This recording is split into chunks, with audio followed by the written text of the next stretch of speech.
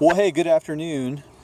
Coming to you from sunny Florida on this perfect April day. This is Pastor Matt from Edwards Studies. I want to talk to you today about some entry-level books to studying the life and the thought of Jonathan Edwards. Now, suppose you don't want to dig into Marsden's 500-page technical biography of Edwards, nor are you sure you're ready to tackle freedom of the will just yet.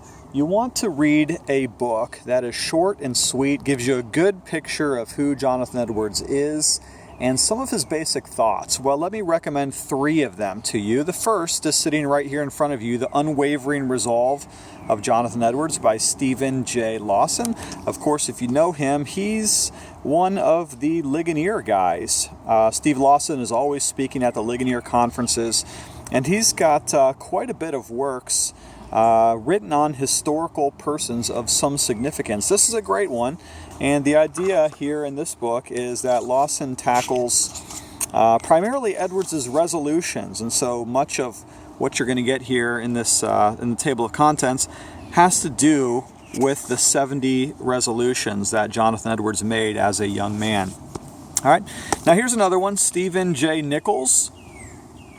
He is also, curiously, a Ligonier guy. Used to be a professor at Lancaster Bible College. Now he's working full-time for Ligonier, if I'm not mistaken. This is a great one, a guided tour of Edwards' life and thought. And like all of these books, they're going to be somewhat selective on what they tackle. He's working through a faithful narrative, religious affections, and humble inquiry, which is Edwards' book on prayer, history of the work of redemption, and some other stuff on freedom of the will. There's a chapter there.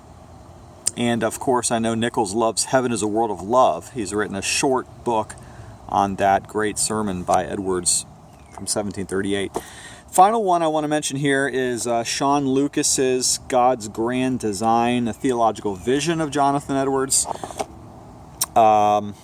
This author is a longtime professor of Covenant Theological Seminary, has his PhD from Westminster Theological Seminary.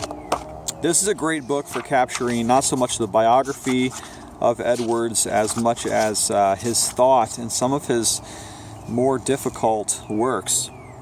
Religious Affections is also focused here, as well as The End for Which God Created the World. This is a great entry-level theology of Edwards, though.